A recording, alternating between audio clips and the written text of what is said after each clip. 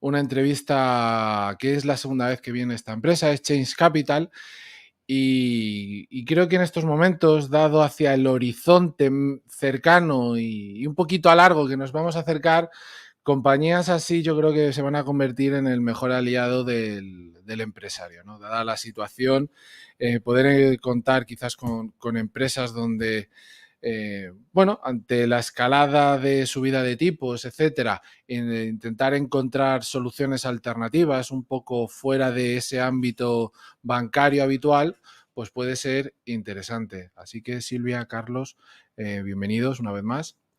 Muy buenas tardes y muchísimas gracias, Sergio. Es un gusto siempre estar aquí.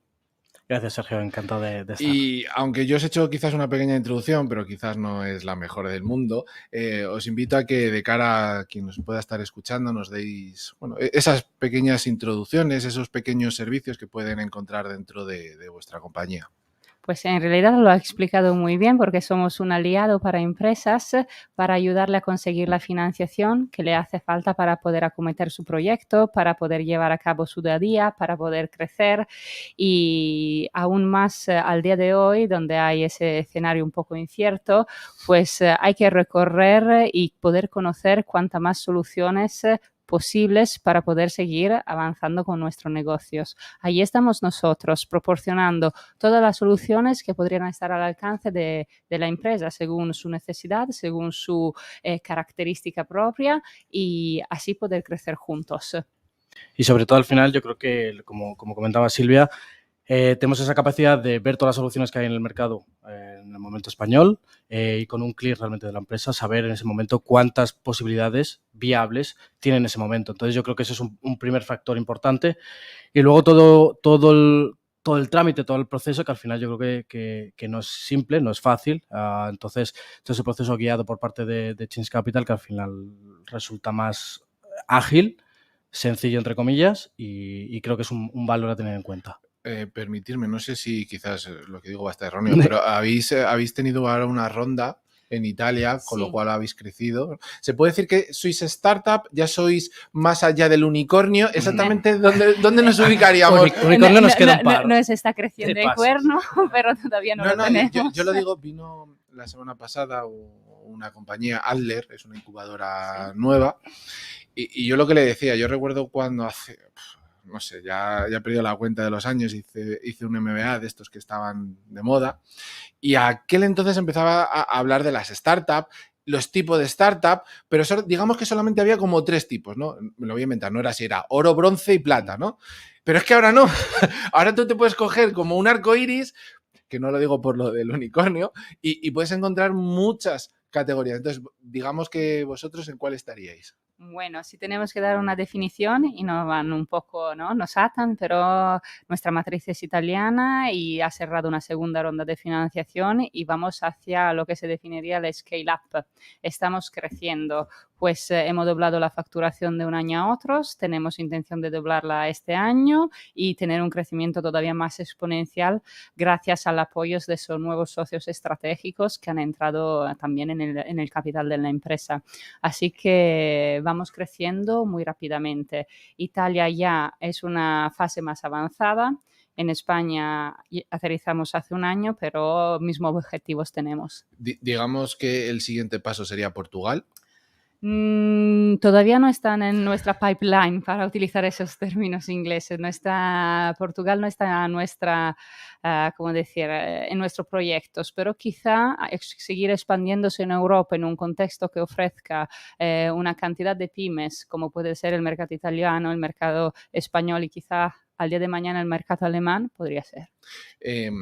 Dentro de, estamos hablando de startup y de estos nombres tan maravillosos, el viaje del cliente en vuestra compañía, ¿exactamente cómo sería? Entiendo que tenemos aquí la página web, que yo la estoy viendo, que es changecapital.es en este caso, por si quieren luego buscar más información los oyentes, pero ¿cómo sería?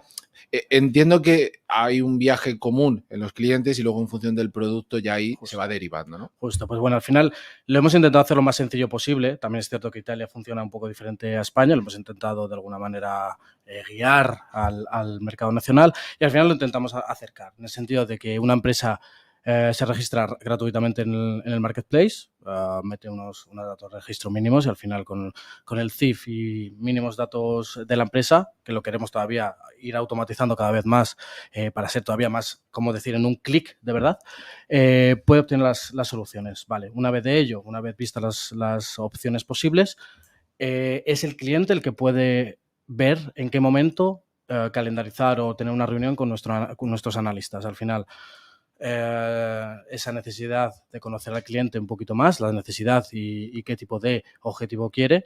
Y creo que esa es también la cercanía que creo que no existe actualmente, porque siempre que quieras llamar a lo más tradicional, no siempre es fácil conectar, y creo que esa parte de conexión que nosotros ofrecemos, creo que es muy, muy importante. Dentro de esa cercanía, porque entiendo que vosotros sois una fintech, claro, la parte que es todo digital y no es digital, digamos que todavía estamos en esos híbridos, ¿no? Donde Sí. lo digo porque hay compañías digitales que tienes bots que te contestan automáticamente. Vosotros, una vez que ya está inscrito, porque has dicho compañía, pero entiendo que un autónomo será poniendo el DNI en vez de Sí, eso es. el CIF.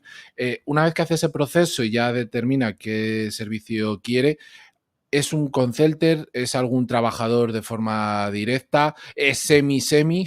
Bueno, nosotros somos tech, nos gusta decir que somos human tech, en el sentido que una empresa está manifestando una necesidad y está pidiendo una ayuda para poder conseguir y realizar un propio proyecto. Creemos que es importante apostar para las personas. Entonces, del otro lado, hay un asesor que está totalmente entregado a esa empresa. No es un call center, son profesionales, son todos profesionales con cada uno su propia especialidad. Por ejemplo, hay quien conoce más detenidamente el producto de financiación pública, otros que conocen más detenidamente producto más tecnológico, pero cada uno con su especialidad para proporcionar ese servicio de, como decía Carlos, de cercanía, porque tenemos que hacer trabajar las máquinas sobre los números, pero las personas con las personas. Al final siempre decimos, somos 100% fintech, pero 110% humanos, porque al final esa cercanía y sobre todo hablando de financiación, un bot o como lo quieras llamar, creo que al final se queda totalmente desviado de lo que es la necesidad del cliente. Dentro, lo vuelvo a repetir, dentro de la página web Change Capital, dentro de soluciones, veo que está dividido entre soluciones a largo y corto. En este caso, si queréis, empezamos por las de largo, que veo que tenéis préstamos. La parte pone préstamo y lending. Mucha gente no sabe lo que es el lending. Si queréis, ahí te dejo.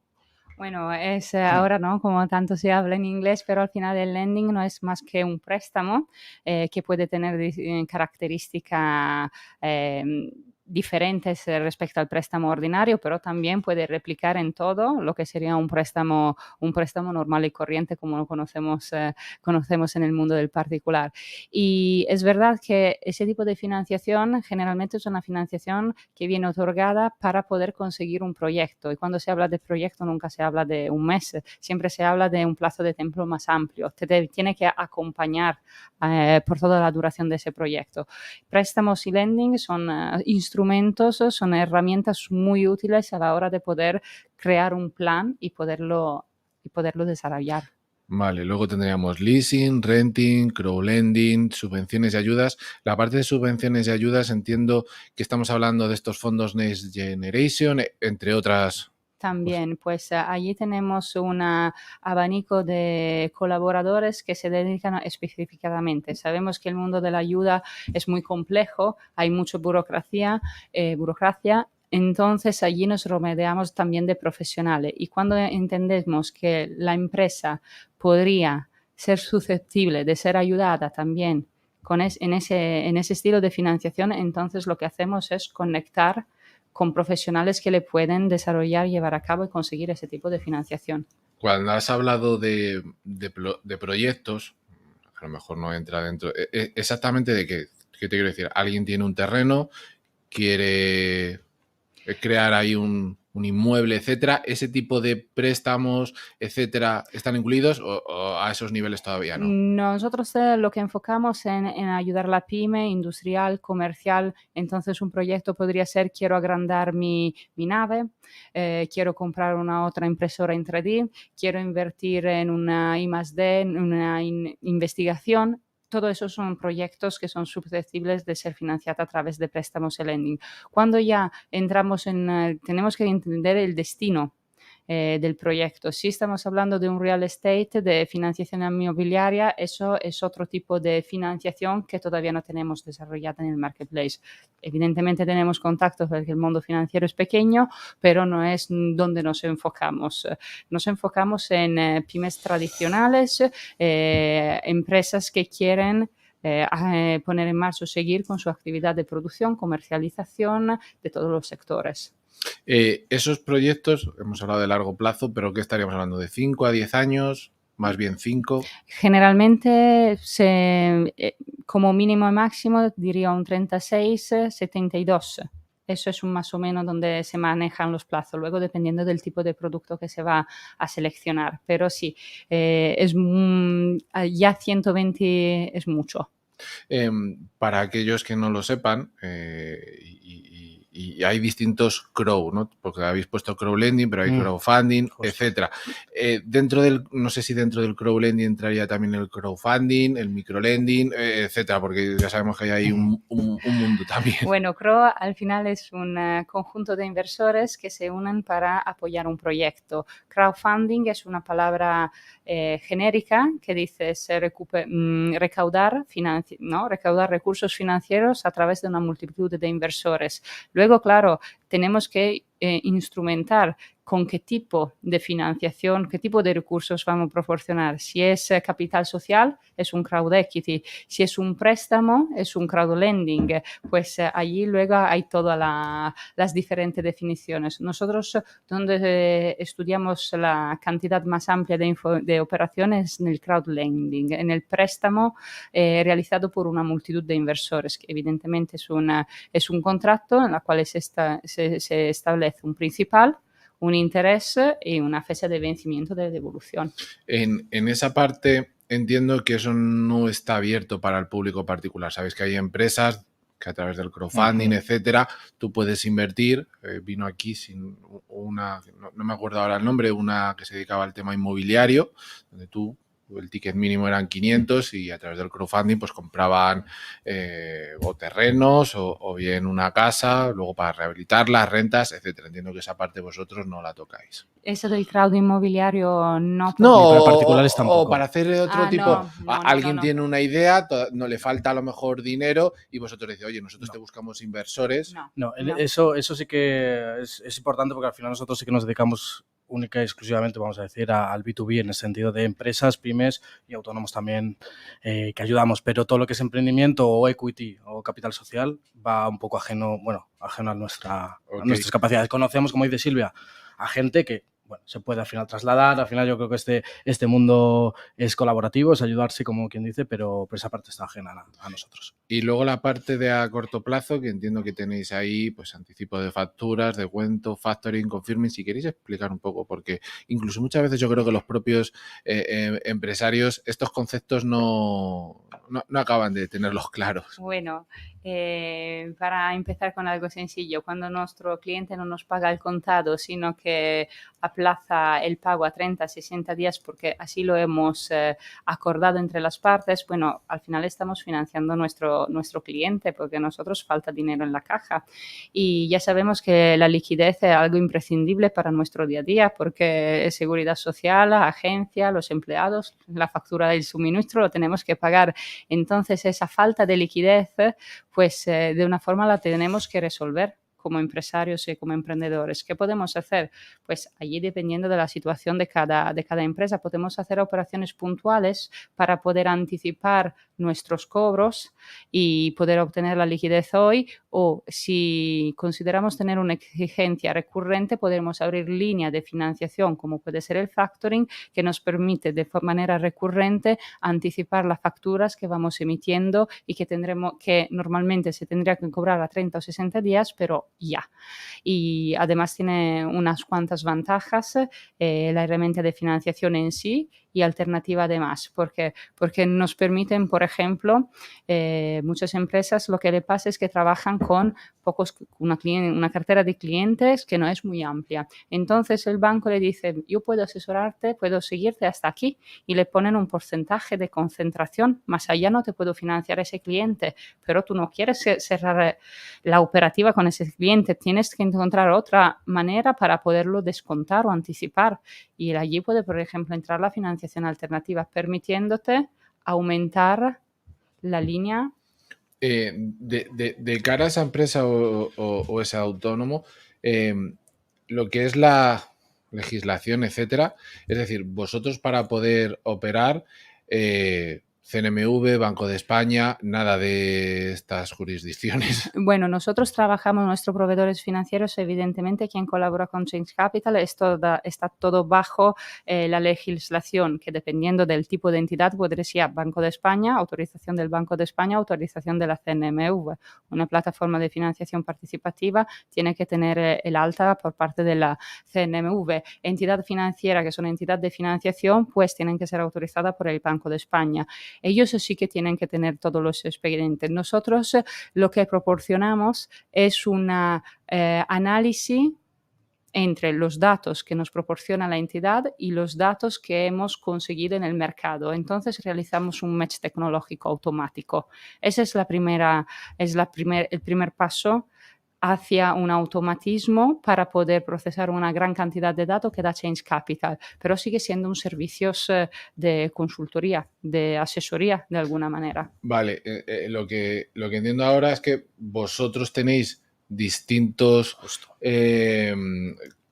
partners que os ayudan, es decir, vosotros lo que os encargáis es del estudio de esa compañía, y luego a lo mejor tenéis, yo qué sé, para anticipo de facturas, 2, 3 partners.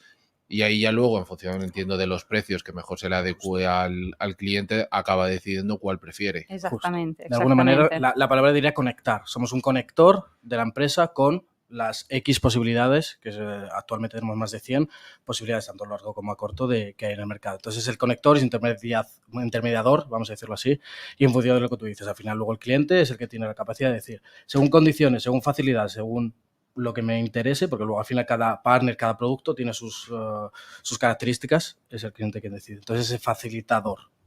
Vale. No, os lo decía porque de cara luego a esa empresa, ese autónomo, me estoy repitiendo un poquito, pero bueno, es para que la gente entienda que no va dirigido al particular.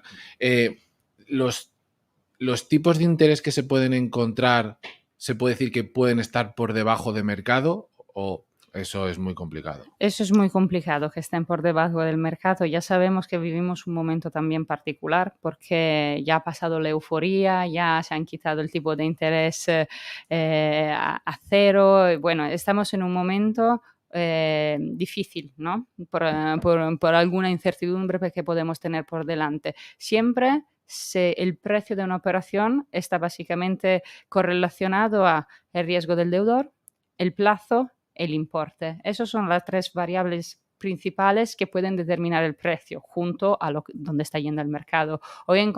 Pues nosotros empezamos el año pasado, por ejemplo, con una financiación de un fondo de financiación alternativa que preciaba operaciones a tipo de interés fijo para sentarnos al 1,60, y ahora ese mismo fondo cada mes revisa el tipo de interés y está a un 3,30 y seguirá subiendo.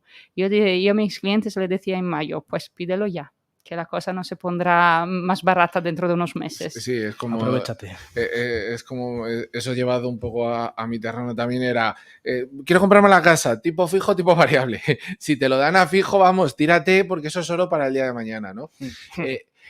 Lo que entiendo que, claro, si ya está el tipo, como acabas de decir, en un 3, etcétera, claro, la rentabilidad de esos proyectos tienen que ser muy importantes para poder cubrir todo eso, toda esa parte nueva, elevada, de costes que en sí la gente no tenía en mente. Evidentemente, bueno, las empresas ahora se encuentran en un momento delicado porque, por un lado, el cuello de botella de los suministra, el aumento del coste de la electricidad y del gas, pues el aumento de la subida del tipo de interés, pues es un todo que evidentemente tiene que hacer replantear proyectos, pero aún así hay proyectos que siguen siendo muy rentables. Probablemente tienen que dejar un poco más al inversor, a quien financia a través de deuda y reducir lo que sería la rentabilidad del equity. Pero evidentemente, dependiendo de la empresa, se puede.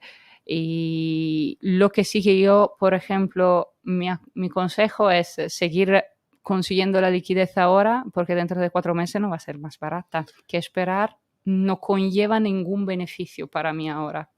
En este caso, vosotros entiendo que, bueno, desde la matriz en Italia, etcétera, tendréis un estudio de mercado.